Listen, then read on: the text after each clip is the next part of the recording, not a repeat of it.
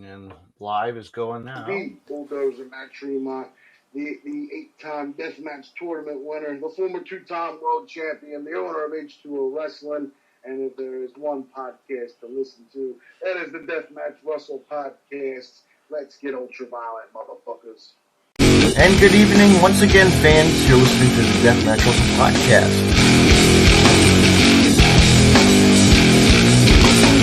They're more than welcome to come on too anytime they want to come on. Oh man, the girls pop good like it. Alright. It's a budget thing. Let's see what he's up to. Thank you, man, and thank you for giving me the time. Tune in right now. Yeah, good evening, everyone. You're listening to another episode of the Deathmatch Russell podcast. My guest at this time, man, I could go through this whole list, but I'm just going to say, it's the man, it's the myth, it's the legend on the mic. I guess let's just say that tonight. That sounds really like it rolls with your punches and what you do. Mac Davis, how are you, man? My friend. I'm doing great. How are you? I'm doing pretty good. I was just watching on Talkamania. I was watching that Talk Shop Mania. Looks like they had audio holidays there. Yeah, they are, but it looks like they were having technical difficulties with their stream. But whatever. I'll tell you what happened was I was supposed to be there tonight, and because I had committed to doing this podcast, I knew that the area out there was pretty sketchy when it came to the signal. So I told him, I said, look, I've already made a commitment to do something. I'm going to follow through and do this because I wasn't sure that I could broadcast from there. If I could have, you would have had me and a whole bunch of other people there. So I know it would have been probably a better service, and I probably would have ran the show for you. The audio, but Ziggy was running it on his Twitch channel, so that was working at least, I did notice they had a couple of camera angles, one off to the far side, and I figured that was probably Ziggy's stuff. So, yeah, he's pretty technical. You know that he's got all that gaming, and he's everything. He's everything and everybody. That's like that wrestler Ethan Page. All these guys use Twitch, and it's amazing. Half the stuff I couldn't even take the name of half the things they have out there anymore. I'm just too damn old. Yeah. I know this is why I use a simple product called StreamYard. It's very simple because it links right up to Twitter, YouTube, and Facebook Live. Little kid, it does, and it's like I pay $200 for this service. Hey, and that's not bad at all. Yeah. No, click, record, go, boom. It's all up. We knew the problems I was having prior to coming on the air. So, right, exactly. I wanted the earphones to work correctly. Yeah, I know. That's why I use the set. Actually, these are $20 Bluetooth headset from Amazon. So, hey, I'm technical, What are you going to do? I spent all these years in radio. I was in radio for about 30 years, and I used to buy these expensive cost headphones, nice headphones. Mm-hmm. And you would spend over $100 even back then for a good pair of headphones. Today, I can go to Walmart and buy a pair for $14, and it sounds just as good as any cost headphone. No offense, cost. If you, I'm just saying it's the truth. There's so many headphones out there. One of my favorite pair I've ever gotten came from a discount store. No kidding. Honest truth. Wow. Speaking about radio, actually, I was talking to Laser, and he's giving me the heads up on this guy's into radio. So, how long were you into the radio field for? I got in radio when I was around probably 15 years old. When I started working part time in it. And I stayed with it all the way up until the time I bought this marketing company that I have now. I've had for over 10 years. And so I was in it for quite a long time. Laser, the guy you were just mentioning, I think you have him coming on Monday. Is that right? Monday night. Night. Laser and I started in the business together. And both of us by chance, to be honest with you. And so it's been kind of cool. He was very young at that time. I was 38 probably. He was 16, 18 years old around there. And so it's kind of cool now to be working the same group, with Luke Gallows and the rest of the guys, with Larry Otto. Yeah. And be sitting there working with somebody who was so young with me, way back then, to see him now as their own star in the ring really is cool to watch. Mm-hmm. Yeah, I mean, you see all these talents that are coming out. My gosh, there's some really like catching your eye too as well. And it's like and the future. It's the future. Also, this, Yeah, and the I had female as mentioned well, someone- and the female as well. I mentioned to someone recently. I said, if you think we're going to run out of wrestlers anytime soon, not going to happen. There's a lot of great talent, and really, I think wrestling is a lot like music and even movies. There are so many talented artists out there. You'll never see them all, but there's so many people that a lot of people will never know their names, but probably better than what they're watching on TV right now. Mm-hmm. Yeah, and you know what? It's like I tell a lot of people. It's what the indie wrestling is about is to see who is out there and wrestling. They're the wrestling and they're the future. If they didn't make it on TV, if they don't, hey, indie life it is.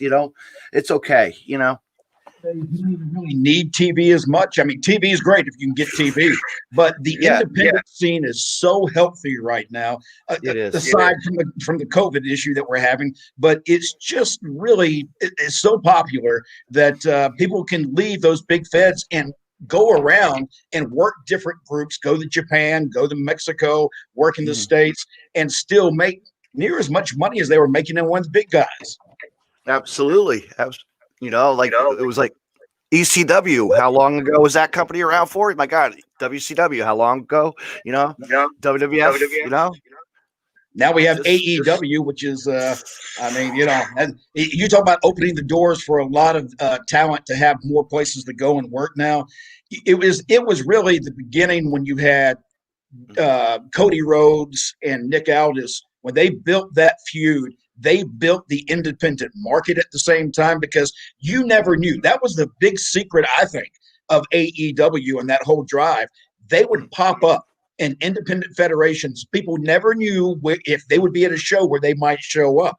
That increased the attendance and money that we can make at independent shows because people never knew.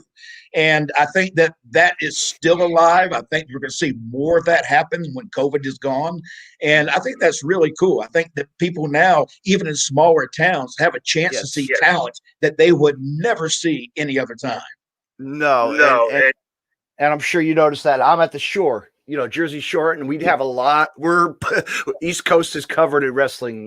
We have a lot of local and places that are really like just hot pockets for wrestling, and people don't know. How shut down are you there? What's that? How shut down are you right now with COVID as far as having shows and run? They're all having to run outside still, I would imagine, right? They're still running shows at the Hardcore Hustle organization at the H2O Center in Williamstown. But we were doing shows outdoors for a local company I love. It's called Titan Championship Wrestling, and they really they really just are just like the next level. Plus, they have Goddesses of War female division as well that they put on 2 shows. It's crazy. It's like a small world. Titan Championship Wrestling, one of their female wrestlers was on a show that I do called Promo Time. And she did a great job. I'm trying to remember Lady Endless, I think, or Mother Endless. That's it. Yes. Mother Endless. Yes. And she did a promo. She came up really close. I think even there's another guy that may have worked in Titan, which is Papo Esco. Has he worked there before as well? He's the one who actually won Promo Time with his promo. And for those wondering what Promo Time is, let me just quickly explain. Promo Time is a show that I did this year. It was the first year for it, and people had a chance to send in videos, 2 minutes or less, doing their best promo. And it could be just a fan, it could be a wrestler. We'd take them all because I'm fully convinced people love to perform. When I was in radio, the biggest thing you could do in radio was involve the audience. Let them talk. Let them be the star. When you do that, people really start to shine and you find talent you don't expect to find. And that's what happened in Promo Time. Papo Esco, just awesome talent and a great promo. Yeah, that's awesome. So fans need to check that out when it's going to be a lot more coming. A lot more coming, If this is all over with, it'd be nice to get back to some sort of normality again, because that's where all my content comes from, going to the conventions and the shows, and without the audience there and without the ability to really kind of go and travel anymore, kind of shut everything down. I know, man. It's like now we have IWTV to watch, and Fight TV, and it's what we live off of now. It's like pretty going strong for those two companies, like digital streaming companies, or Roku, and or all these other digital companies that just help you to want to watch content. Yeah, and I think a lot of people have found new wrestling and more of the independent wrestling since COVID, because like me, it gives me more opportunities to go to YouTube and really look for things that I haven't seen before, and you realize there's a lot more than just the WWE. There's a lot more than just ROH and New Japan and everybody else. At this point, I even made a comment to Luke Gallows back right when he switched from WWE to Impact. And I asked him then, I said, there feels like there's a lot of chess movements being made with companies where friends are working in different places and you can all work together. And he kind of gave me an odd look and kind of like, what are you talking? Like I knew something he wasn't supposed to know. But now you see it happening. You see different organizations working together that aren't WWE. And with that, there's a chance we can see a really big build of incredible wrestling matches. I'm really excited when it comes to the future of the sport. I really am. I mean, look at it now. I mean, my God, AEW and TNA, TNA Impact is going to have something big now. That's what we needed. I think that's. We also had the NWA Women's Champion who showed up there, and they needed some of that in that work. AEW desperately needed that female talent, and going into the NWA's female talent, as well as Impact's possible female talent, endless opportunities now. And now the return of the one and only Sting, Sting, as Tony Schiavone did his impersonation, because you always called that, I'm 56 years old, so watching that happen was cool to me. I know a lot of people didn't get some of the stuff that was happening in the ring the first night that he showed up, as well as this last time. But if you're an old wrestling fan like I am, man, that hit home. If you're looking for a 50-plus crowd, I guarantee you that moment with him and Schiavone touched those people in a way that's like, man, that takes me back to the good days. And it really, for us. And let me mention this because I caught hell for saying this one time about the best times when I was growing up. The truth is, everybody has a different period of wrestling they consider their time of wrestling. And people need to quit bashing so much. If I love this point of wrestling, it's because that's what was popular when I grew up.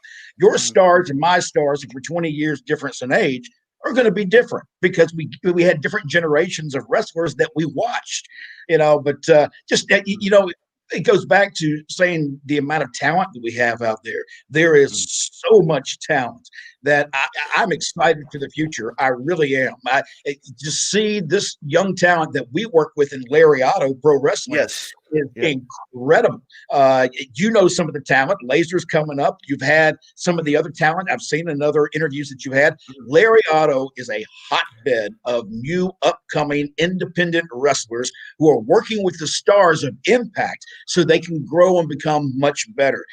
That is how you build wrestling. And hats off to Doc Gallows and the rest of the guys of Impact and at Lariato because they recognize the need to build new talent. That's pretty good. That's pretty awesome. But let's talk about growing up watching wrestling. I mean, what was your experience watching it as a fan? Like what caught your eye as a kid in the candy store? You going to first match. Growing up and watching.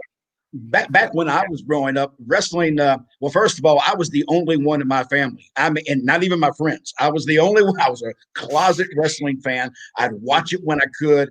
Loved everything I saw. I was growing up in the period of Harley Race, Dusty Rhodes, Ric Flair, Magnum TA, Tully Blanchard. You're talking about some incredible wrestling at that point. And back then, wrestling was a little bit different as far as how the fans perceived the product. When I went to a live wrestling show, I never will forget one of the bad guys coming by, and he was screaming and yelling and telling them they're going to throw me out of the building. He said, "Throw him out of here!" And I thought he was serious. And I started kind of hiding back in the back, trying to get away because I didn't want the security to come and toss me out because I honestly felt that's what would happen. But if you watch those old matches, go back to the old NWA days on TV. Don't watch the match. Watch the fans. The Yes. fans are completely different. You had older ladies hitting the guys with canes. You had people throwing their drinks because they hated the heel. Today's heels, they're good. There's some true heels, not many, because to me, a heel doesn't sell a t-shirt. A heel doesn't take a picture with a fan. A heel doesn't smile and send out Instagrams and everything else. A heel is an asshole that people want to see him get his tail kicked. And I don't see that much anymore. So when I do see people with real, heel talent, it takes me back to my period of time of wrestling. That's why I like the MJFs. I like the Eddie Kingstons. These guys can pick up a microphone and make you believe. And when they're over with, you want to see somebody stomp their head in. Yeah. I mean, Eddie Kingston, there's a perfect example. The guy, who used to wrestle for, Combat Zone Wrestling way back in the day, or IWA Mid-South, and just really got his career just like launched, and then he did No Holds Barred and just got himself, he's shout out to the man, actually, No Holds Barred. We miss him, the big guy.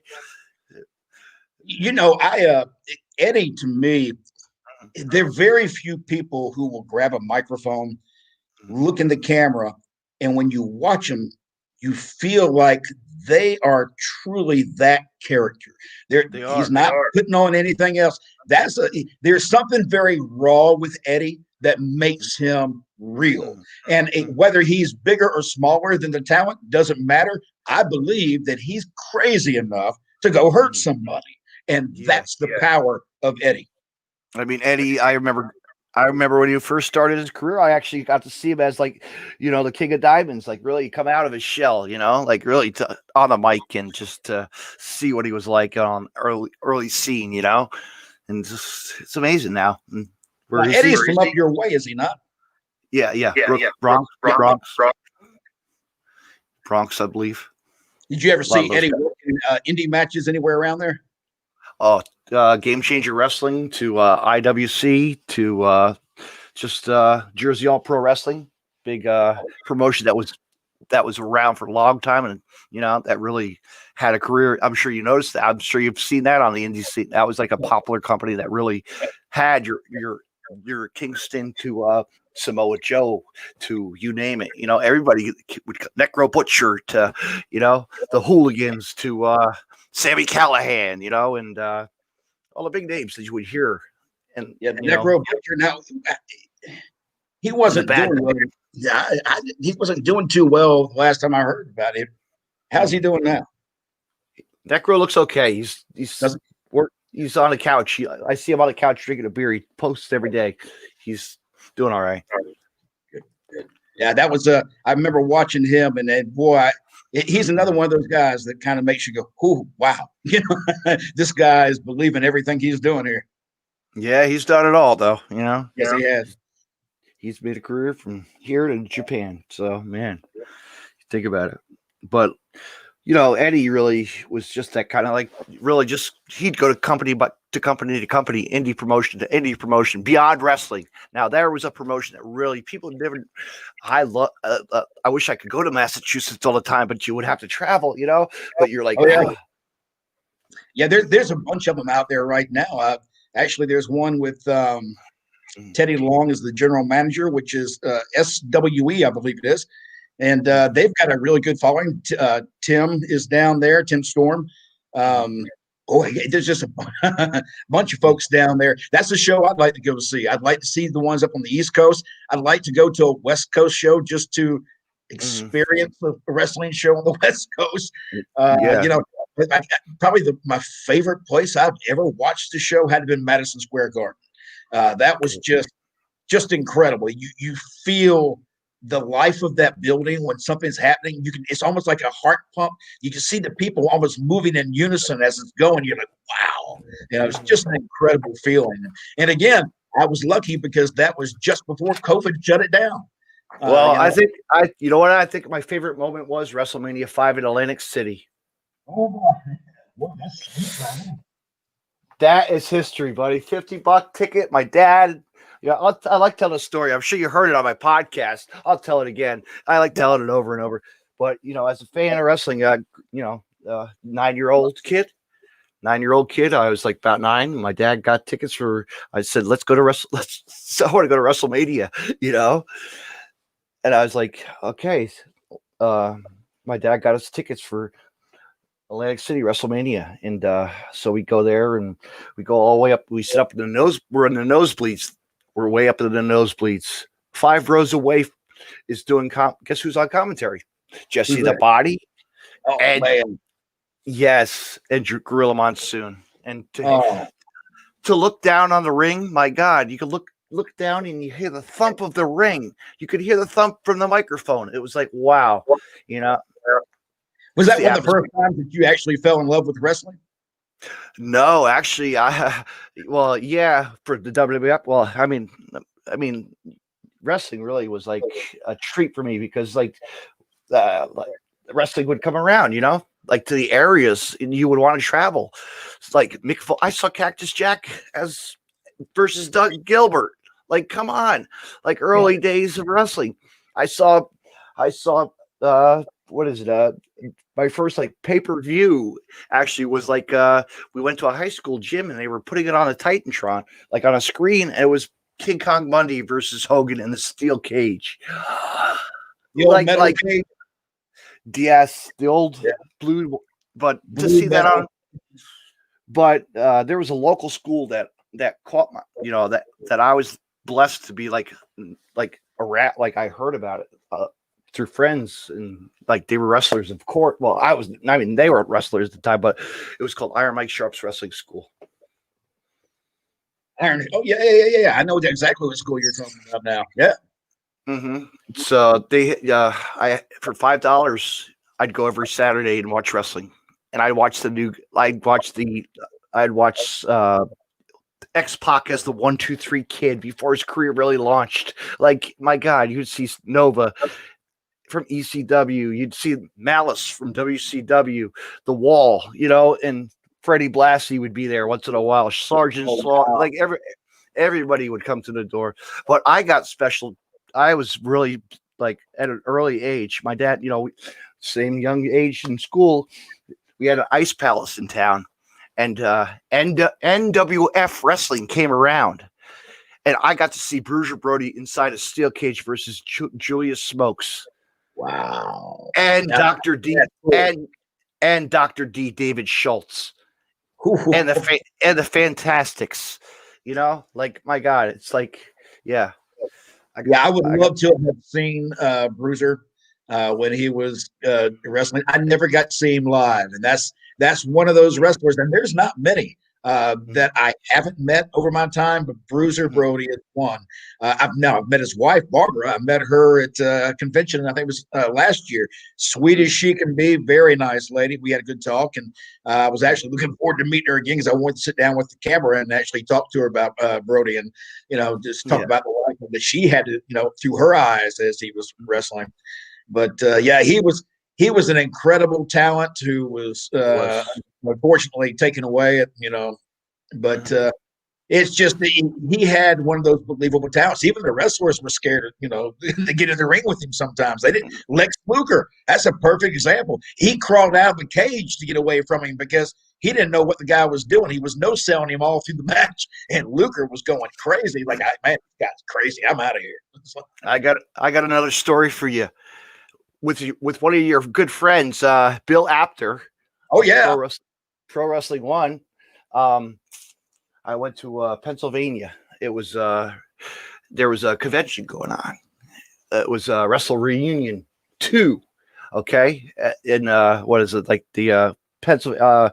I forget the place it was, but it was a wrestling as well. They did wrestling, and so I'm a fan of wrestling. I didn't know what to say at the time, but I'm like, I saw the sign that said Q&A. Okay, let me check this out. Let me see what this is about.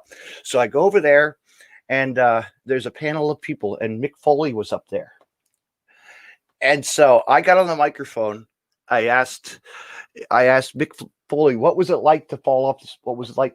Were you scared to fall off the steel cage versus the Undertaker? And yes, he was. Like, how cool to hear you know, and Bill Apter holding the microphone, of course, you know, like as a fan, like I got to hear, I was like trying to think of something I didn't know, you know, I mean, that was a historical moment. It really was. You know, and you're going back to at a time, and people will forget this. We didn't have these most of that time. And, you know, we may have had cameras and we may have had video cameras, but we didn't have the ability to shoot things right on the spot and do things, you know, back at those times. The internet was actually getting fairly new. You might have had web pages, but we didn't have the Facebook and all this other stuff.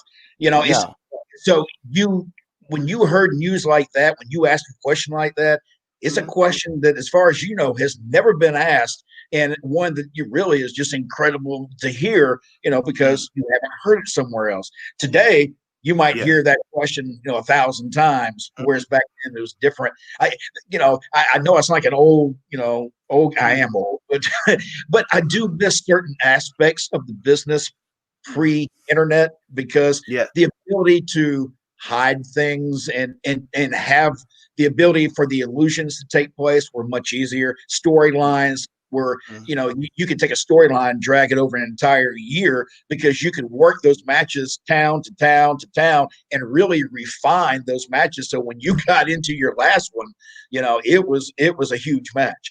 And so I miss those aspects of the old days. But you know, Bill Apter, of course, famous, so we know how his career he really was a. I mean, my gosh, and he's still going. He's still. When I was in New York with Bill, I've said this, and he'll laugh because he's probably watching right now. We were talking just before I came on, and when we were in New York, he wore me out. And now here's a guy who's probably 30 years my age, 20. God, Bill, don't kill me. He's, you know, maybe 20 years. Let's say 20. He may be 20 years older than I am. We're more like brothers than most people realize, and we joke about that all the time. But he wore me out. I'm in good shape, and I can do things that a lot of guys my age can't. Until I met Bill. Bill could walk the streets of New York all day long and never get tired. I'm trying to hail a taxi. Like, hey, look, these knees can't handle this anymore. Right. Yeah. Bill is a guy. Bill's he was my mentor for a lot of what I do now. Because I had to turn to somebody who could kind of open the doors and show me the way. And it was actually him who came to me. We were together actually at a show, and I was recording just to have something for content wise on my Facebook page and stuff. And he saw what I was doing. And that's when he said, "Hey, would you be interested in, working with One Wrestling and video and myself and doing content?" And you don't say no to Bill Apter. That's not something that, the fact that, he and I are friends was great enough, but to be asked to help do other things for him was really meant a lot. And I know he knows that. He probably gets tired of me saying that, but it's the truth. I mean, it really is. What's your favorite story with him? Like being on the road, like when you at a convention or something, like who was your favorite guest that you've had? Like you really caught they really hammed it up with you guys. Like really, you got them. Well, unfortunately, Bill and I, we really started working together about a year and a half prior to COVID. As COVID came in, the new season of conventions was just kicking off. We were about to really, you had the WrestleMania weekend and everything that goes with that. So he and I were scheduled to do a lot of things together during the year at different conventions as Q&As and stuff. So we didn't get that opportunity, and that kills me because we were so close. We have been working so long trying to work together at one of those shows so we can do Q&As and have a good time. Bruiser Brody, as a matter of fact, was one that we were going to do a big Bruiser Brody Q&A with Barbara and talk to the fans. And unfortunately, that was one of the ones that got nixed because of COVID. I'm hoping that after COVID's over with, that he and I will get back up to doing that again. But as you get our age, every year that clicks, there's another year that it gets a little bit more difficult to do the things that we used to do. So you kind of keep or let me ask you this about you also 30 minutes time limit or podcast in this road trip? Like that's like those are the stories. Those are Yeah, the stories. 30-minute time limit is the long length version of interviews with talent. Dave LaGreca from Busted Open Radio was my very first one. And again, I had some great interviews lined up that never happened because of COVID. And I mean, great interviews, big names, names that even I was excited to sit down with. And so I got the 30-minute time limit show. We'll hope to bring that back as soon as COVID's gone.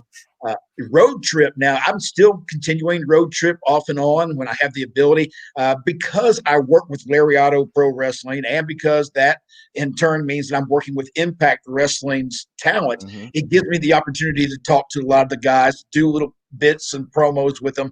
As a matter of fact, their world champion or former world champion, Eric Young, was, are also our champion, still is. Yeah. And he and I had a little run in after one of the shows, and we got to cut a promo together. And that's the kind of stuff that I really thrive on because working with Eric in doing a promo, and that was a one-take promo. It was like, here's the idea, let's do this. And boom, boom, we both hit it. It challenges me, and even at 56, I enjoy being challenged like that by somebody who's got more time, under their belt as far as working in front of the cameras and working those things on a professional level like that. So I really get a high from that, to be honest with you. I would never tell them they don't have to pay me money. I'd do it for free, probably. And also, you do ring announcing. So my gosh, I do everything. I've wrestled in the ring, and I missed that part of performing, but I was lucky. Laser, who was, again, the guy you'll be talking with in a couple of days, he put me in touch with Luke Gallows, and I went in, just did a guest ring announcer one night that they asked me to come in and do.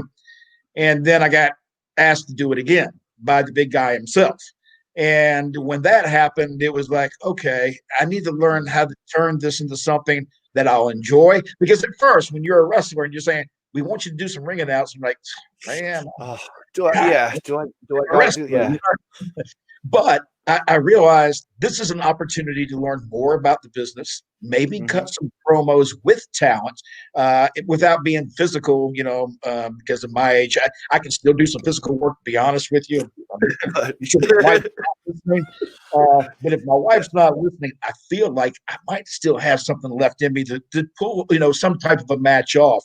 I don't expect it to be a one-on-one, but I do think there's really something there that I can offer that, would allow for a lot of surprises and matches and storylines. Yeah, and I caught my eye when you did the old spear to Right. it's like, yeah, he stopped fire to the tank. You got some fire to the tank. In fact, I got back to the back after that happened, and you never feel anything when you're in the ring. You just kind of, things just happen, and you get out. You're kind of in a different world, and you get back to your head again. That rush. Got that rush. Yeah. Got that rush. The energy And I of got the crowd. back and heard everybody going, "Man, that was a great spear! Like you killed him." And I didn't remember it looking like it was that great. The next day after that, I was sore all down my neck, across my shoulder, because I haven't done that probably in 6-7 months at that point. That shock to the system, like, ooh. I actually watched it over and over. I've been watching it, like, it's like, man, he's got this down packed. He can do this. Yeah, my last big match I had was in Valdosta, Georgia, against a guy named Richie Wires, Platinum Playboy. And I actually did a hurricanrana from the top of the cage, and I was 54, 55 years old at that point. And, those are things, like I say, there's surprises about me that people wouldn't expect. So when they see that, they're like, oh, God, that old man just did that. You just pulled us Jimmy Snuka. But again, it hurts a lot more now than it did back then. Yeah, I'm sure. The bones don't work like they used to. No. What is this about voice talent? What is this? What is this, like voiceovers and stuff? Voice. I do. My company, I own a small business, and we do message on hold and audio and video for TV and radio commercials, that kind of stuff. So I've done voiceover work ever since I was in radio. It was kind of a natural, it was a Yeah. side job because in radio you didn't make a ton of money, so you better have some side jobs. And voice work was always a side job. Whether it was, I even worked and did some stuff way back for TM Century and their comedy service they had, doing comedy voices and things. Those days, I don't think I could do anything else but a just gravelly, rough voice now. But You're right. but that's just part of the gig and the message on the whole business. I don't even do many of those messages anymore. I have talent that I just kind of here's the script, go cut. That's it. But getting back to radio, what made you because you have the voice. You sound like you've had the voice, and it's just like catches. It's like you want to be that person. You want to be that. And to be on radio, it's a lot of training. It's a lot of schoolwork. It's like wrestling. If you want to know the truth of that. And people won't believe me when I say that, but for me to go from radio into wrestling was very smooth. You get in radio, you're trained that you have to be a little bit bigger than who you are. You got to amplify your characteristics because people can't see through the radio. So you have to project that through the microphone and how you say words. If it's hot outside, you want to go, it's hot outside. You want it to sound hot. Or if it's cold outside, you got to make it sound that way. And so when you go into those type of situations, you also find yourself playing roles. I went to Jacksonville, Florida, and my role was to be the old, actually, if you ever heard of Married with Children, you probably have. You've seen the old show, right? Yeah. I was the Ed Bundy of the show. I was the old crotchety married guy, and the head, a single partner who's enjoying life while I'm stuck at home with kids and everything. And it's a character, and you learn to play those characters so that people believe what they're listening to. So falling into wrestling was the same thing. It was just another form of acting, taking on roles and portraying things. And the microphone work, of course, helped greatly because one of the biggest problems that wrestlers have today is that they're afraid of a microphone. They can do incredible stuff in the ring, but they've got to use that microphone. They've got to be able to pick it up and make people feel passion for what they're saying and what they're doing.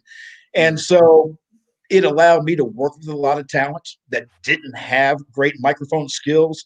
And by me knowing how to do it, they would show me how to wrestle. I would show them how to use a microphone.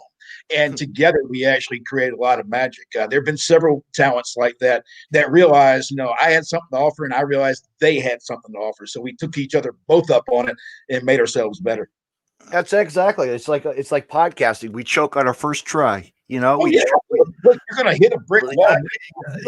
They're going to just fall flat on its face and it'll be, a fart in the air. You'll never. It's gone. Just don't worry about it. It's like me. I'll tell you this. I'll tell you what. You know what got me hooked to do podcasting? Just my voice. My voice is just like I could be heard. Like I could be a DJ voice. Like, hey, this is DJ Dave. You're listening live to KTW. I joke around all the time at home. Even more so than voice, though, it's personality.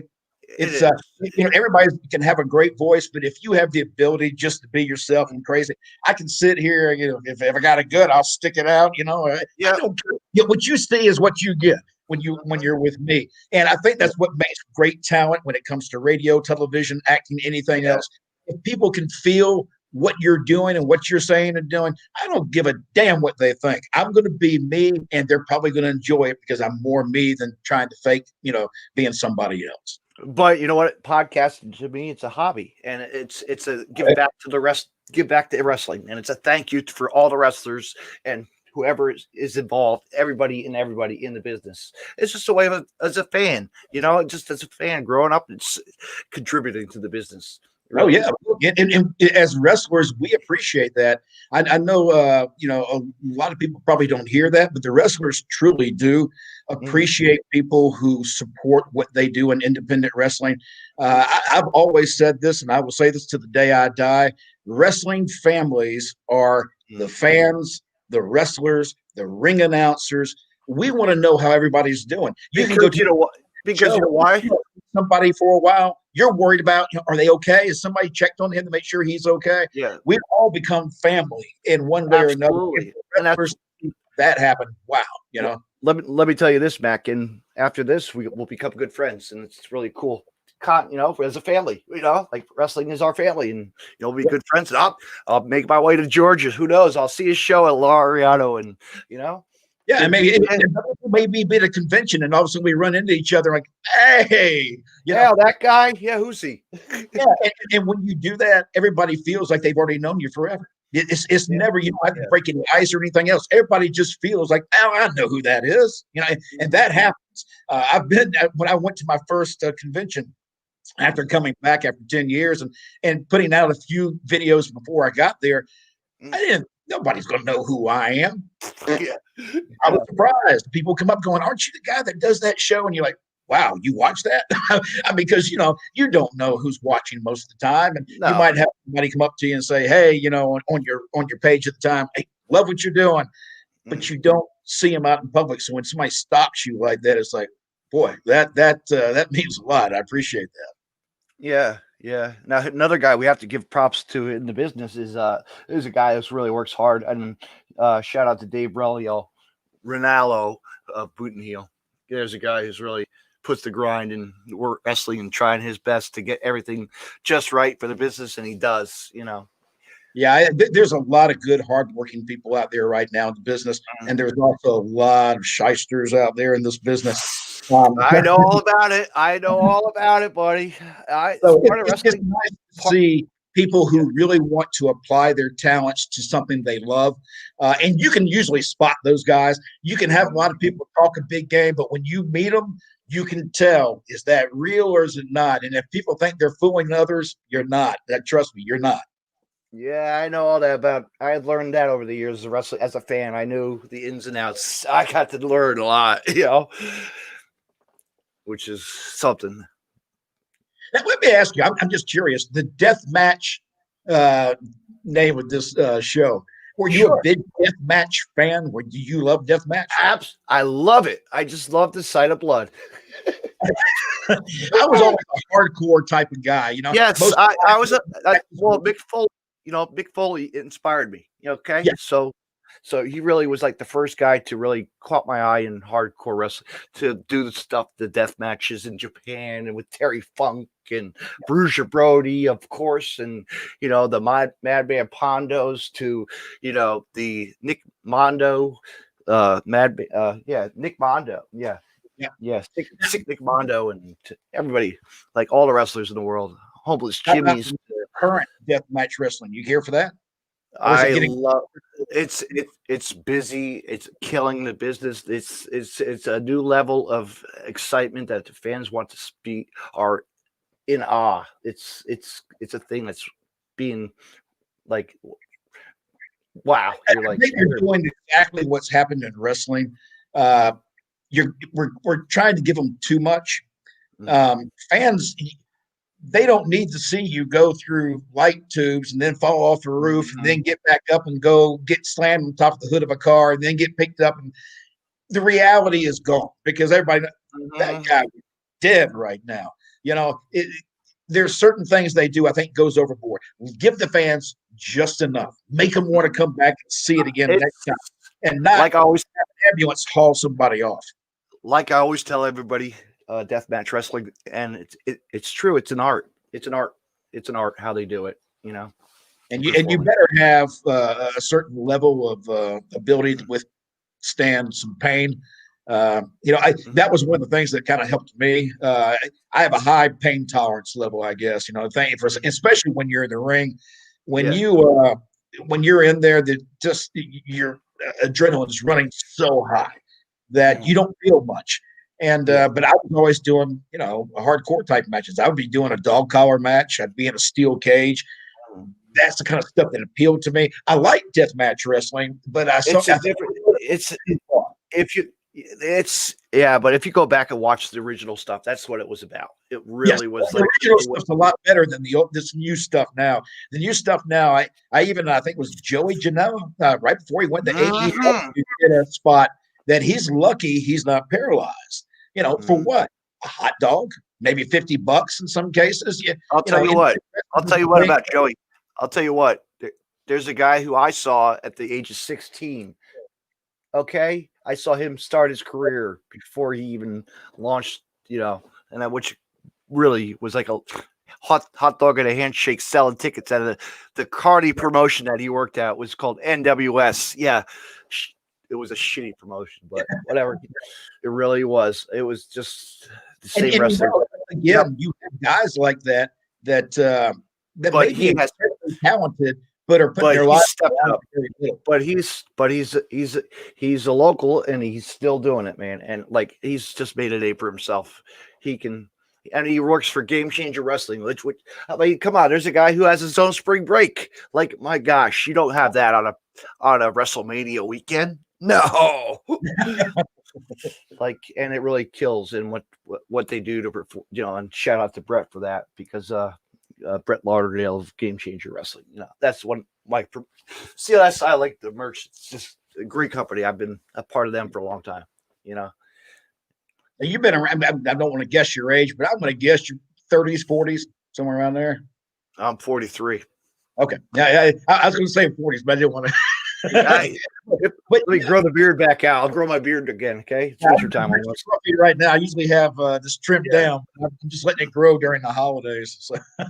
Yeah, no, but yeah, no, I mean, I've helped out with them as well. I've been to shows in Chicago. I've helped run around the ring, and I've done it all. I've done the ins and outs. It's, you know, and just like everybody else, you can't get it out of your system.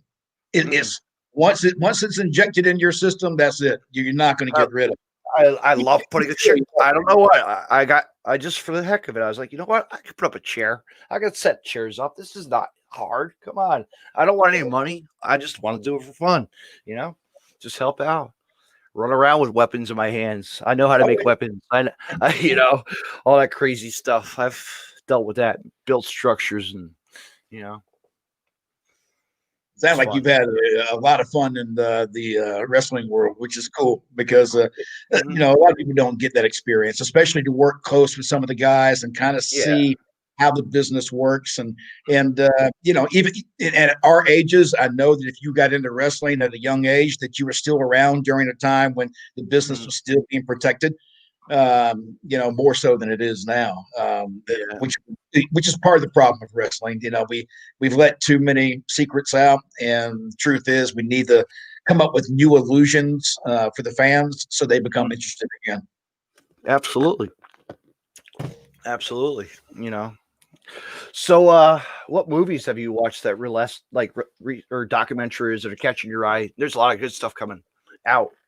Like, most of the stuff I watch documentary wise, and which is going to be strange because I'm not a big WWE fan, but they do have a great documentary series that they do over there. The people who put those together just do an incredible job. Even about talent I don't really care about, I'll watch them because they're just so well done. So there's a lot of those, but I'm really more of an old school.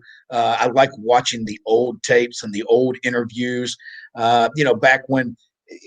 Again, back then, your good guys and bad guys would be who they were on that camera and on that microphone all the time.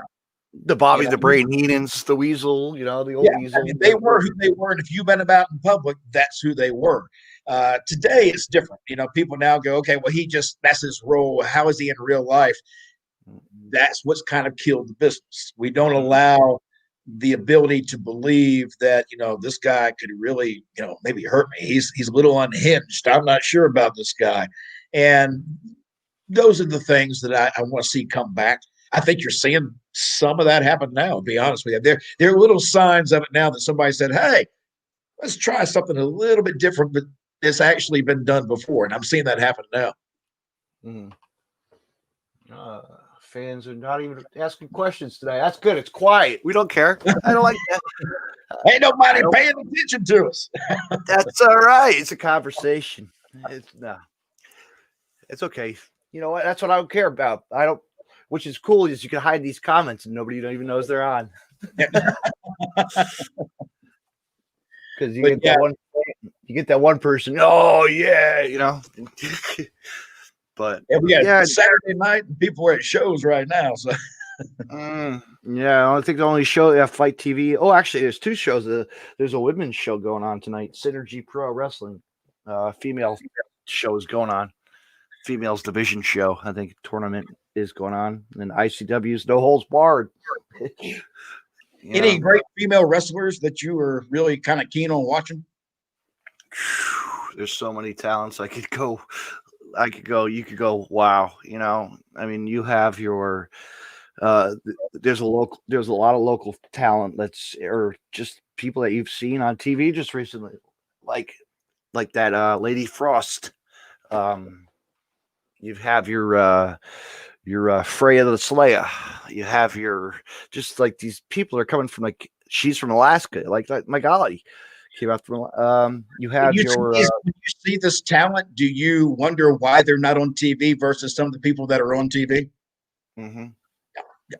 That's exactly exactly. I mean, that's why I say that wrestling, we're not going to run out of wrestlers because there's truly talent out there that people may never see, and it's a shame because there's some truly talented people out there that just need the exposure that for some reason or another haven't been seen by the right set of eyes.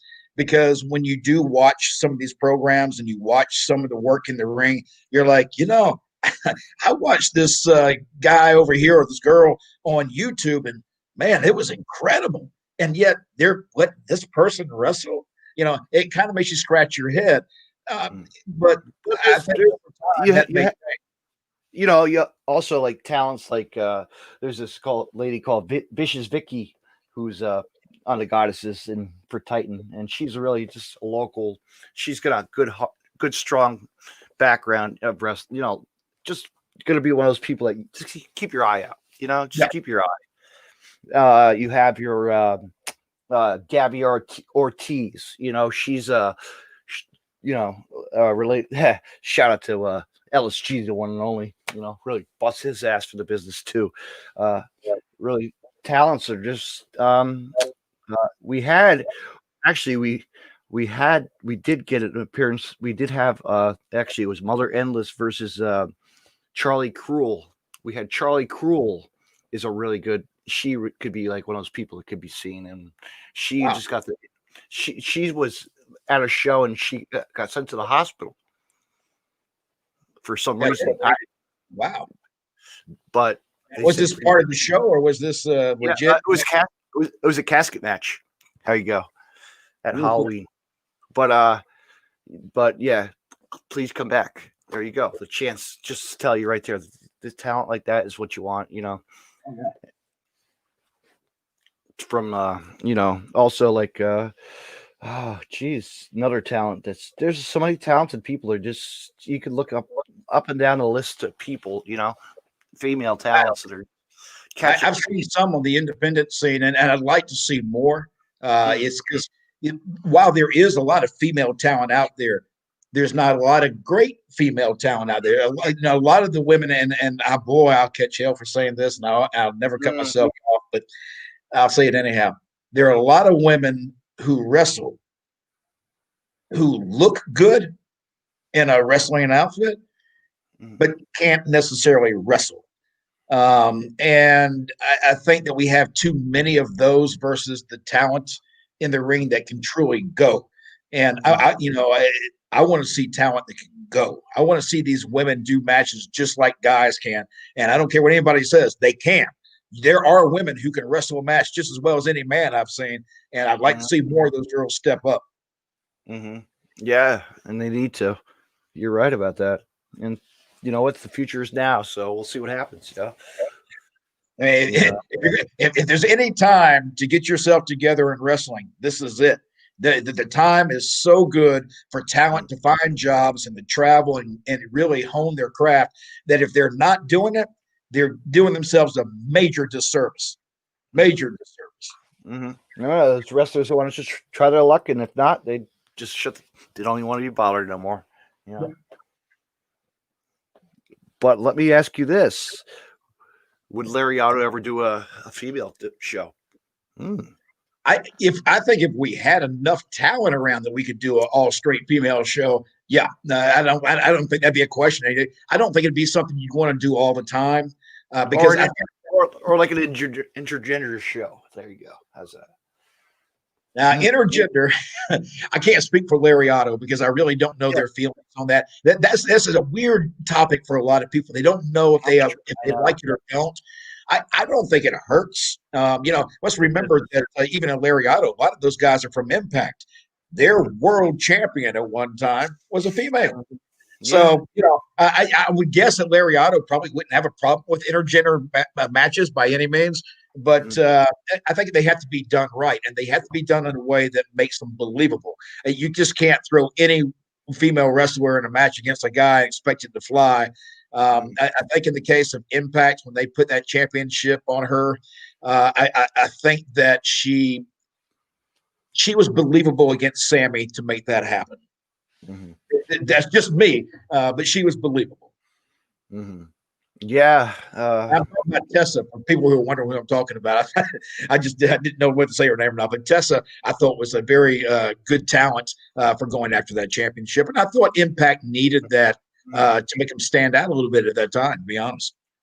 Tessa had a good match against Skylar Moore, actually, at a local the same promotion, Titan Championship Wrestling, way back. It was actually called State Alone Wrestling. We had it's on YouTube, actually. It was a really good match. It was a real good, and and then she got signed, and and that was it. Hey man, when the signings happen, you go where the money is. At that point, you got to. Yeah, and even Tessa stepped it up, and she actually was on that ICW No Holds Barred. Like, she stepped it up versus Nick Gage. She called him out. Well, I mean, if you've ever have you ever met Tessa in person? Yeah, I met her at the show. I met her at a show here one time in passing. I didn't really know who she was at the time. I can tell you she was very, for a little stature of a woman. I don't want to make it sound like she's tiny. She's not. But she's not huge either. But when you see her, you legitimately feel like she will kick your ass if you piss her off. And that's something, again, I go back to, it's got to have that believability. She has that believability. Mm-hmm. Yeah, it's like I caught her on the way out of the show. I was like, "Oh, can I go quick?" Yeah, of course you can. Come on. She was going to be like, "Yeah, you got to get a picture with. Come on." I'm surprised that she's not in another federation right now. And I know there's been talk that maybe some people aren't too interested in working with her. I hate that.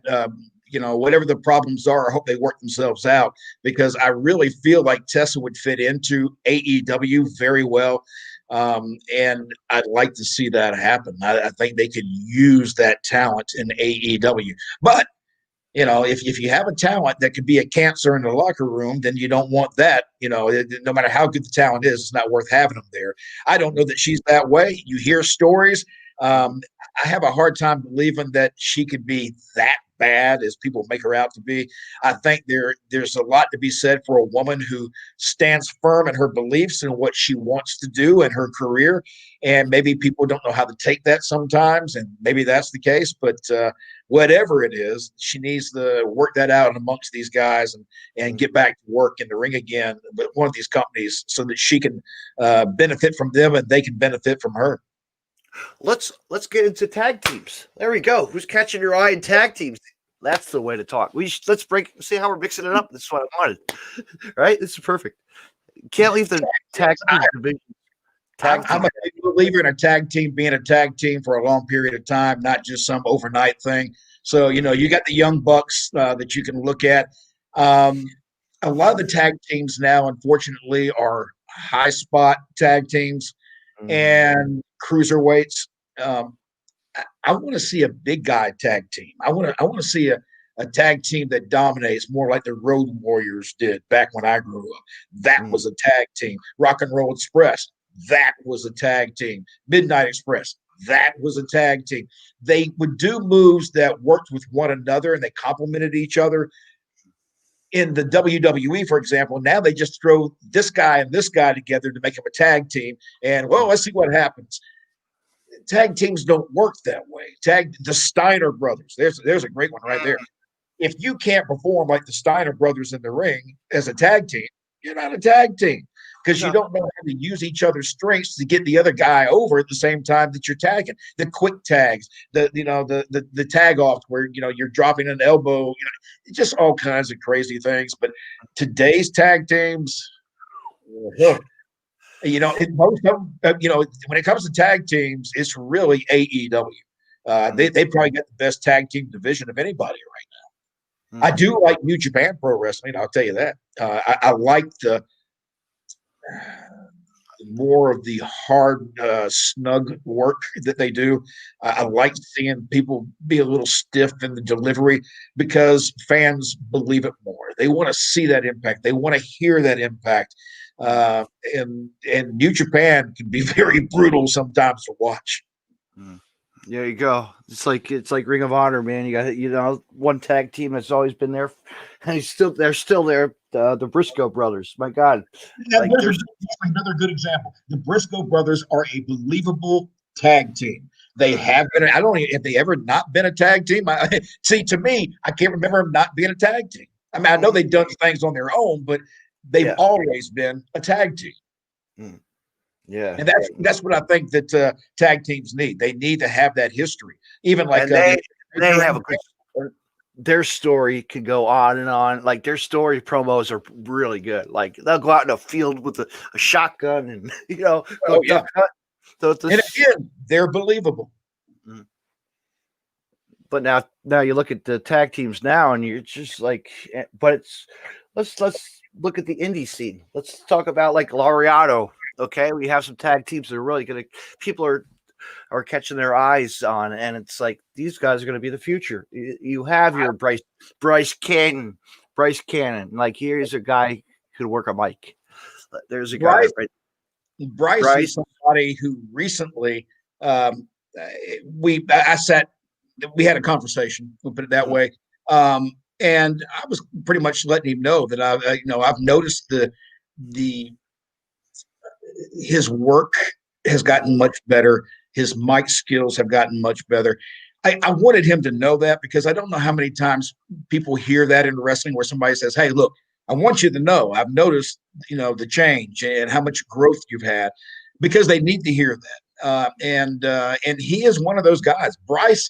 Bryce has got a really bright future. I've said this on a podcast probably about a couple of weeks ago. The only drawback with Bryce right now that I can see that he's not doing, and if he is, he just needs to pick it up, is get in the gym, build up a little bit more. He needs to build that body, not just for the aesthetics of it, but also because of the abuse that your body is going to take. You need to build a little bit of protection around you, and so he needs some of that. But yeah, he's really good. And tag team wise, our tag team champions are none other than Doc Gallows and Carl Anderson, good brothers. So, when we say we have a tag team action in Lariato, trust me, we got some of the best tag team action in Lariato between those two.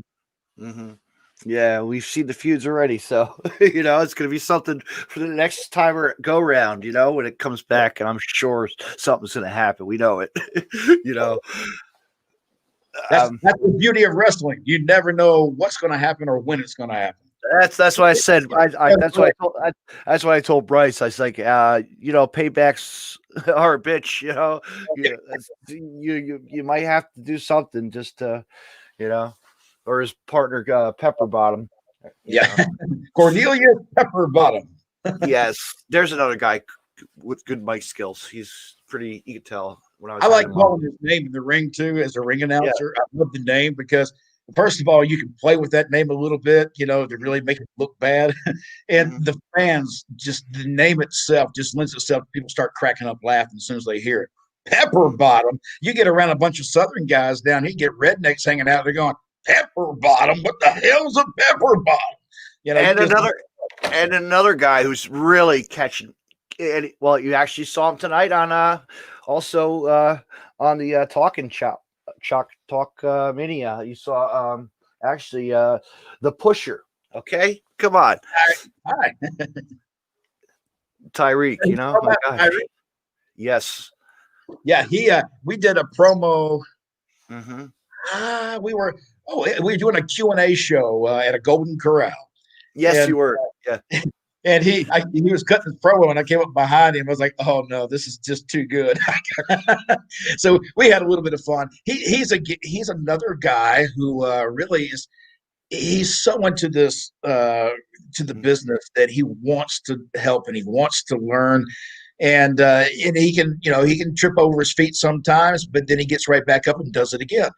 Mm. I got no problem with that.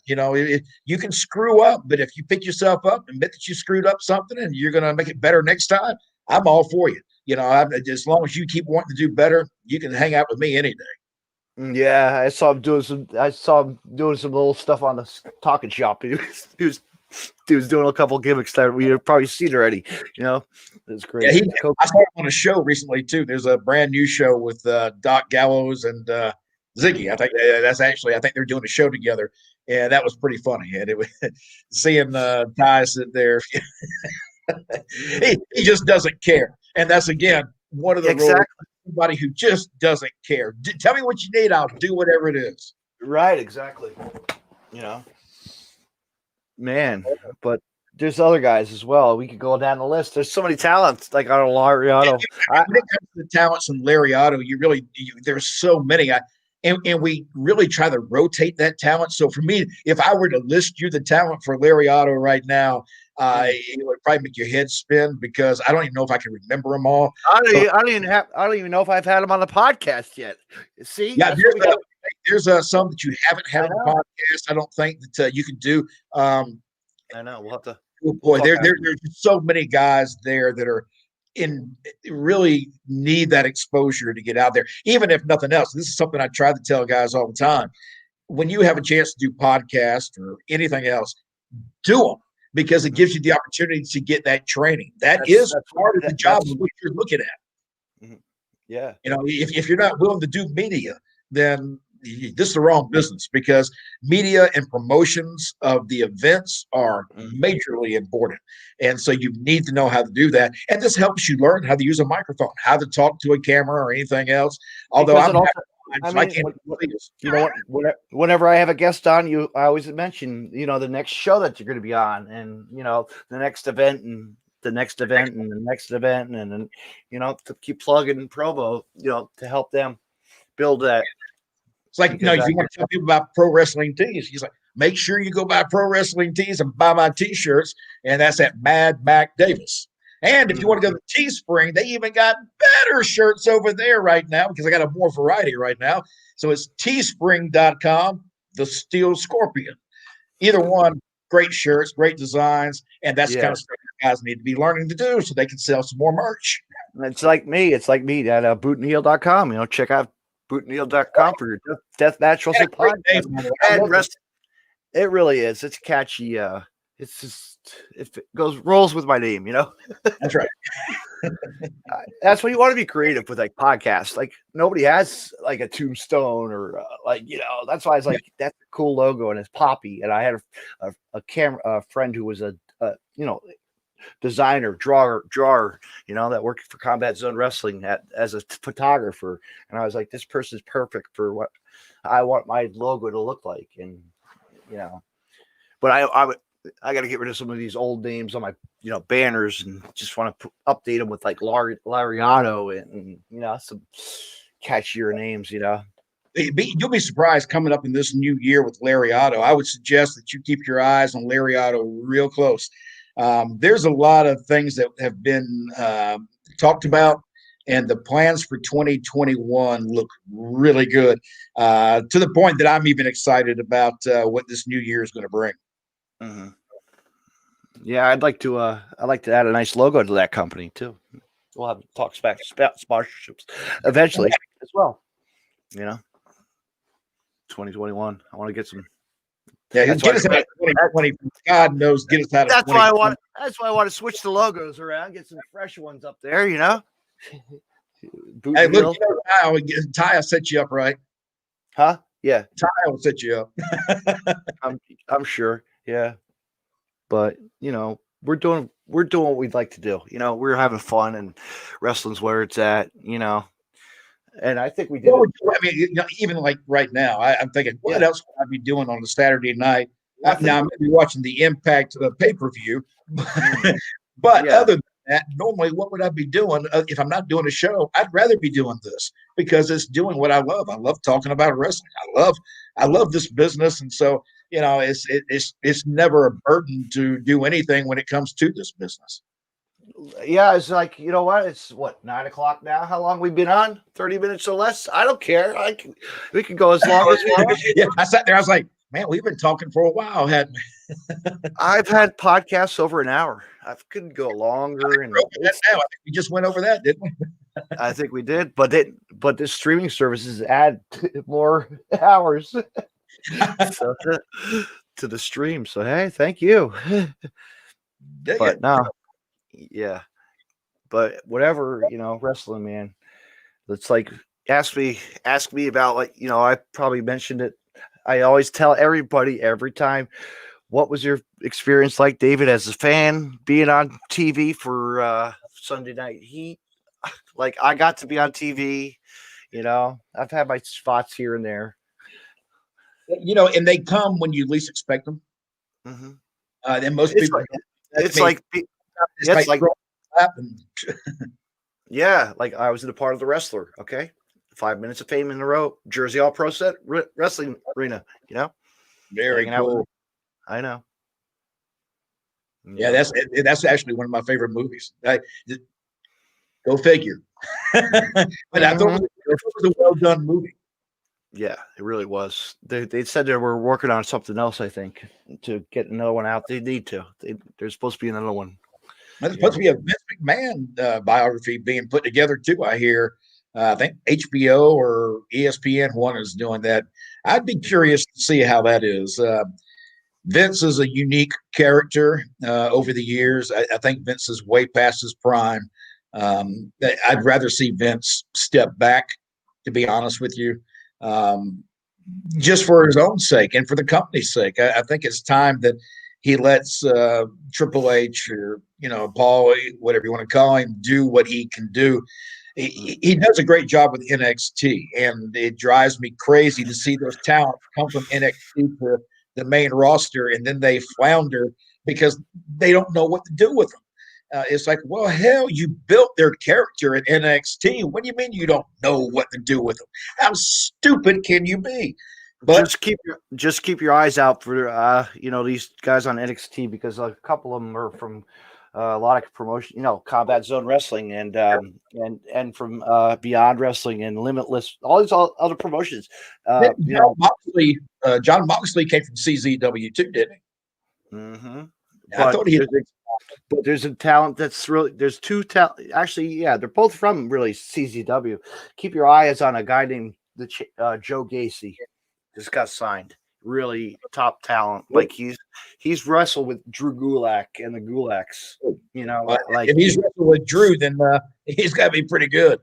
And Augustus Green, Augustus Green, Anthony Greeny. Like just a different change of name. And I'm sure we have not mentioned his name, but one guy that's really doing good on the scene, and he's proved who he is, and he does it every day. He was just on a challenge show for MTV as well. One Leo Rush. Leo. Now we're talking about the same Leo Rush that was in WWE. Mm-hmm. He, I don't know the whole story behind that, but I got the impression that maybe Leo hadn't grown up quite enough at that point. That maybe that's why he is no longer at WWE, because he maybe needed to learn etiquette. Let's just put it that way. When you hear Mark Henry giving Leo hell, Leo must have been a handful for a while there. But I'm glad to see that he's doing well again, if that's the case. Leo is he's a talent. There's no doubt. He is a true talent. But sometimes attitudes and personalities can get in the way of talent, and you can't let that happen. When you go into work. Now he has his third boy on his way, so congratulations. Like, my God, it's like. But also, he's not only that, he's got a lead role coming up in the Power Ranger movie. Oh, really? I didn't know that. Yeah, he's going to be one of the Rangers. Yes, one of the Rangers. How about that? I think it's like That's White cool. White Ranger or something. I don't know. I don't pay attention to At it. least this way, he's not Mhm. killing his body as much as he is when he's in the ring. No, no, no. But there's a guy who Game Changer uses all the time, and NMLW uses him all the time, and just he's got a few. He's just going to be grounded for. He's going to do some things. He went back to his old gimmick. Like he went back to like it says Blackheart. Yep. That was one of his Blackheart. It was his gimmick. For CZW for when he was started his career really, and so he's like taking that back out and coming full force with that again. And I don't know if you watch Game Changer just did a free show recently on Facebook a lot or on YouTube for the COVID. They were supposed to go to Nevada, Vegas, and they put it. Chris Bay was there, and a couple. Of course, Leo was there. We'll have to go back and watch these tomorrow. Now, I will send it to you. How's that? yeah, send me a look. I'd like to see that. Some my Sundays, I watch football. Speaking of that, Leo and actually another guy, Blake Christian, are on this the Ring of Honor's thing right now as well. The tournament that's going on. Whatever that is. There's so many tournaments going on these days. I can't keep track of what's. That's why there's so much going on. There really is, and it's hard to keep up with everybody. I'm asked all the time, do I watch? What do I watch? I watch AEW mainly because I just like the feel of that show. It reminds me of the shows. I'm a Southern wrestling fan first and foremost, so anything that feels like Nitro or old WCW NWA is going to win me every time. Well, if you go back and listen to my first one of my interviews for actually an AEW star was Marco Stunt. I've interviewed Marco. Great. I interviewed Marco and I've interviewed Joey Janela, and that again I caught hell for, and I'll tell you why. People thought that they were just useless talents that basically had no talent. When I went to Marco was in the hallway of a hotel. He didn't even have his full-time contract with AEW yet. And I asked him if he wanted to do an interview. He said, I've really never done one of these. I said, it's not going to be a big deal. If you go on my Facebook page, you'll find somewhere in there Marco Stunt and I doing this interview. He did tremendously well for somebody who really never had. And I was impressed by that. I was impressed by how he handled the interview, how he handled himself, the stories that he was able to tell. Yes, yeah. And I could see that he had true talent. He even did an open Conrad Thompson and JR where he introduced Conrad. And when he was doing that, he actually did a little bit of a comedy skit, which was really funny. Marco has talent. People need and a good voice too, and a good singing voice. My God, did you see that last week? Oh, I'm gonna have to like bootleg that somehow, and like I'm gonna have to recopy. I'm gonna have to make a copy of that for myself and just listen to that over and over. His music's awesome. It's really good. I was expecting some kind of a joke when they went to Marco for the singing. I was like, okay, what are they about to do? And then I heard him sing. I was like, he can actually sing. This kid's got something here. And again, he's always posting. He's always. It's like you don't know, but like Marco always posts on Instagram, like messing with his guitar all the time. He's always, and his father and mother, of course, they're the church family. They love church, so that's where it's coming from. The voice of the church. Really, you could tell. I've actually had his father on. He's a great guy too. There's another guy that made his. You could talk for hours. Marco, I really enjoyed Marco. I thought Marco was he was just very natural. Joey even was that way. Joey had just gotten in trouble when we talked. He had gotten that scuffle with Enzo. And we talked about that, and he was owning up to the fact. He said, yeah, I can't keep doing that. I'm too old to be getting drunk and doing stupid stuff like that. And I just flat out said to him right when we were sitting there, I said, yeah, keeping a job too. You can't expect to work for AEW if you're doing crazy stuff like that.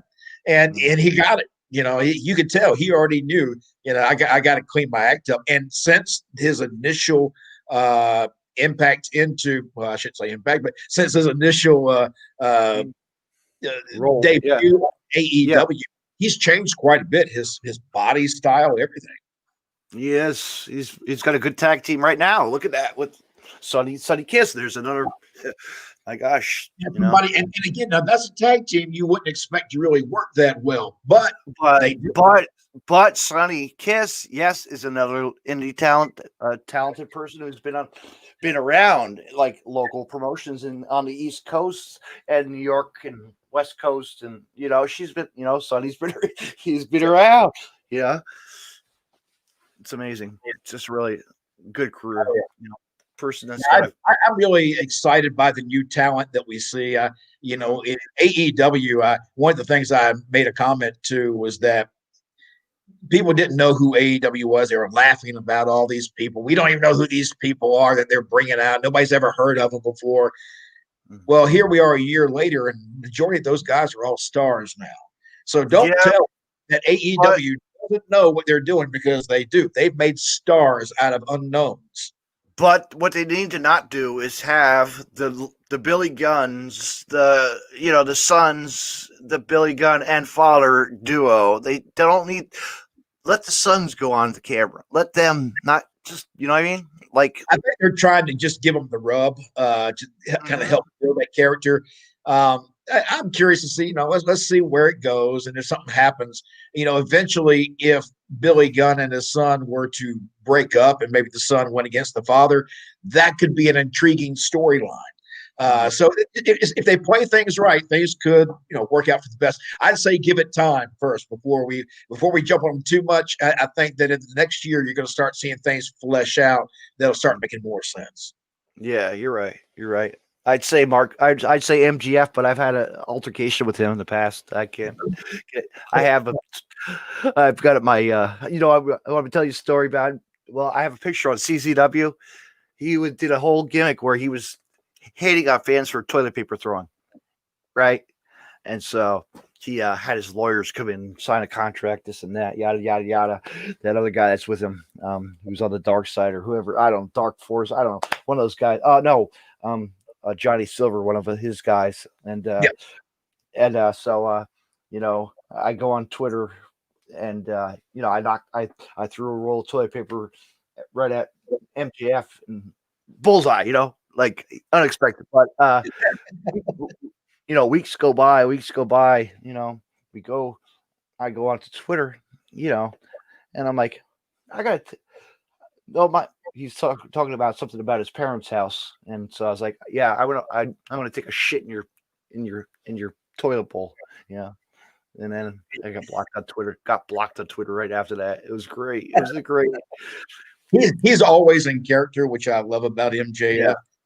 When I first met him at one of the conventions, even when he was signing autographs and taking pictures, he's MJF. You're not going to get this nice guy that's going to take your picture and smile with you. He's going to kind of look at you and push you away, or tell you, "Don't touch me, don't get too close," or something like that. He plays the character as he should. And then he gets fired. He got fired up because when it was Joey Janela's Lost in New York for Game Changer Wrestling, and Nate Webb was the build up versus him, and it was a Wheatus. Wheatus was playing live, and so they had flashed pictures of like his childhood, MJF's childhood, of the Rosie O'Donnell and like this and that, just to bust his bubble, Well, he was singing "You Are My Sunshine." Is that what he was singing? Yeah. Yeah, but honestly, MJF, I don't know that anybody really sees the real side of him, because I don't know that he actually shows it. But I would imagine, just based on him as a kid on the Rosie O'Donnell show, that he probably is an extremely talented guy. He is. Nowadays, you look and you're just like, all right. You look back on the CZW, yeah, he was a douchebag. He played in that role. And when you can get nuclear heat, which is what he gets, it's just legitimate. People want to see him get his ass kicked, and that's what I love about MJF. When you have a talent who can do that and not just come across full of himself, but more as a disdain for anybody who's around him, that's a heel. The heel just hates everybody, even hates other heels. Heels don't like heels. They don't work together, and if they do work together, you don't trust each other. That's a heel, and I really, MJF has that going for him. Yeah, but like Kip Saban, there's another one. Like just like these characters just don't. We'll see what happens. Yeah. Just they're all building up their characters. There's so many guys like we could name, and just like the whole roster. It's just like you have Sammy Guevara. There's a guy who cuts a good promo. Like he can, and great video blogs as well. Like I love his vlog that he does. I also love the BTE log that breaks out on Mondays. I think that's part of the key for AEW. Their social media and the guys just putting together their own vlogs and shows after the fact. You get to see things behind the scenes, and they can even tie each other's shows into one another. Really makes an all-around great product for AEW. It's not overproduced. When I first saw Sammy was like at a CZW show, I'm like, hey, I got a podcast. Let me see if I can cut a promo with this guy. Because, I was watching the vlog. Yeah.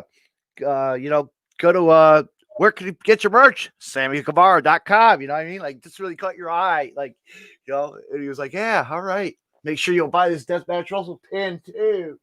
Like really make sure you buy some Bang energy drink. Yeah, bang, bang, bang, bang, bang. Bang drinks, energy. It stuff's all crazy now, That's God, yes. I can't take that stuff anymore. I'd be bouncing off the walls. That's why I drink Starbucks iced coffee. They should sponsor me by now, but they can't. Special blend. That's it. Dunkin' Donuts. I guess actually, funny thing is, my next door neighbor, they actually own a Dunkin' Donuts. Oh, really? Yeah. So we always go to Starbucks. It's funny. It's I'd be in trouble if we had a Krispy Kreme next door that turned on the light, hot donuts. I'd be in trouble. I'd be fat as hell. Yeah. Or Tim Hortons or just God. I haven't been to one of those that's going to go down. My gosh, man. But anyway, let's call it a night. I think we can go on and on. Let's end it. We had such a fun time. We can do this anytime you want. I love it. The beauty of what happens when I do these shows.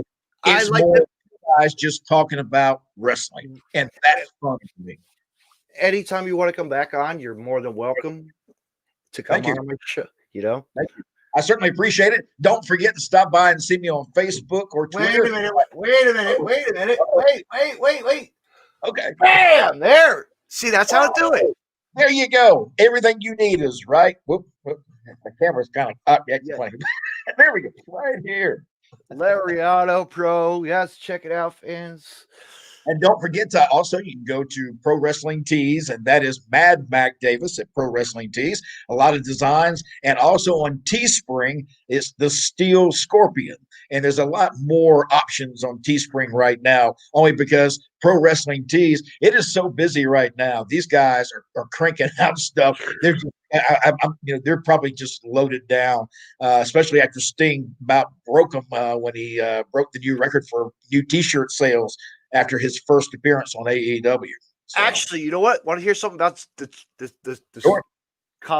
Teesprings or the Tee shop? The Wrestling Tees. Well, actually, I was there. Actually, when I was for the Game Changer show, right? There was the AEW was doing it was I think a meet and greet for. It was the All Elite was doing their first like real deal, like signing like autographs and stuff at that store, or I don't know what, or a pay-per-view was going on or something. But I was like, oh man, I got to meet, but I wish I did go to one. But we were leaving for home, but I got to meet Tito Santino and Coco Beware, of course. And I was like, hey, Tito. Of course, Tito knows who I am, from the East Coast. It's like, hey, but yeah. And it's kind of funny, even though when you meet these guys that you expect to see somebody who's bigger than life, but the reality is you can actually talk to them like anybody else because they're that cool and they're that real, that they can be just your next door neighbor you're talking to. They just happen to be a wrestler. And also, it's like I went to it's actually what in Harrisburg, Pennsylvania. Actually, you go to the Bass Pro, the Bass Pro outlet, and there's a little Army store there. And guess who owns that? Snitsky. He was right there. So I hope he's brushing his teeth now. It's not my fault, you know. But It's not my fault. okay, let's finish up this plug now. That fake baby into the crowd. And when he did that, I was like, oh no. I couldn't believe he did that. It was funny though. It was for people who found it offensive, I'm sorry. It was a baby doll. He drop kicked a baby doll into the audience. It was funny. Well, and it could have gone so wrong if he hadn't kicked it correctly. Yeah. But let's finish this up right here and go back to where we were at these Little Links T-shirt Springs, okay? Buy your merch on T-shirt Springs. I don't have it up there, but I could probably edit it later if I want to, or tomorrow. I'm going to do that. I can say it for you. Teespring.com, The Steel Scorpion, and Pro Wrestling Tees, Mad Mac Davis. Same thing on Facebook and Twitter is Mad Mac Davis. And all the videos and things we've talked about, you probably find some of those on my page. And I've enjoyed this. I really have. I appreciate you inviting me on here. Let's do it again after the holidays. You betcha. Have a good night, brother. You too. Thank you for coming on. You bet. What do I got? Oh, actually, what do I got coming on tomorrow? I got another guest coming on at 8 p.m. He was just on Talking Shop Mania with the whole gang. And for Christmas, a little virtual signing tour, little giveaways, this and that. I'm going to have Laser, professional wrestler Laser, will be on the podcast at 8 p.m. And I think that's it. And I can't think if I have any more or not. That's it probably for a while. I don't know. I'm going to get till you call me and get me some more talent. There you go. But I want to say, fans, check out and go say hello to this guy at a show near you, or listen to his stuff on his YouTube podcast, this and that. He's got it all. Mac Davis, thank you for coming on the podcast. And I appreciate it. Enjoy talking to Laser and give him hell. Oh, I will. He's gonna get to hell. But thank you for coming on and have a good Thank you. Mm-hmm. All right, fans, that's it. You heard it here. I'm done. Good night. I'll close this guy out of my camera. Look at this. Boom. You're gone. I want to say thank you to my guest. Fans, he's been around and he's still doing his thing. Let me give it, Laser. See that? I got it. Mac Davis, the one and only. He's a podcaster. He's a radio man. He's done it all. He's an announcer and he does a lot with Lariato Wrestling. Check them out on Facebook. Give them a like, share, follow on. That's probably right here on the links below. And say hello to him at a show. Get some merch from him. Say hi and enjoy what they have at Lariato Pro, because I'm sure I will too once this pandemic is over and 2021 is going to be the year wrestling, and I want to say thank you. But fans, tune in tomorrow night at 8 p.m. with professional wrestler Laser. He was just featured tonight on Talkamania 2, Talkamania with Doc Gallows and his crew, and Ziggy Dice, the one and only superstar from Hollywood, and many more. Fans, thank you for listening. Have a good night, everybody. Until next time. Let's talk wrestling next time. Good night, everybody.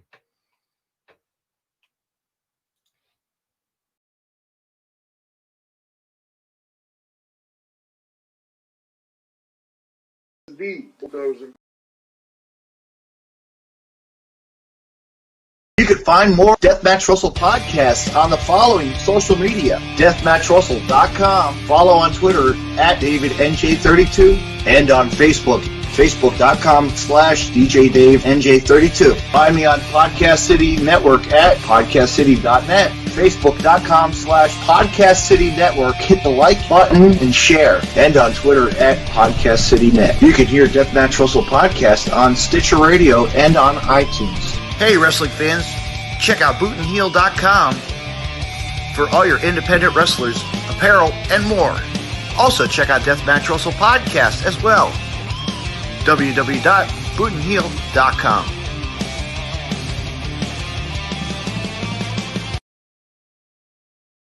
You can find more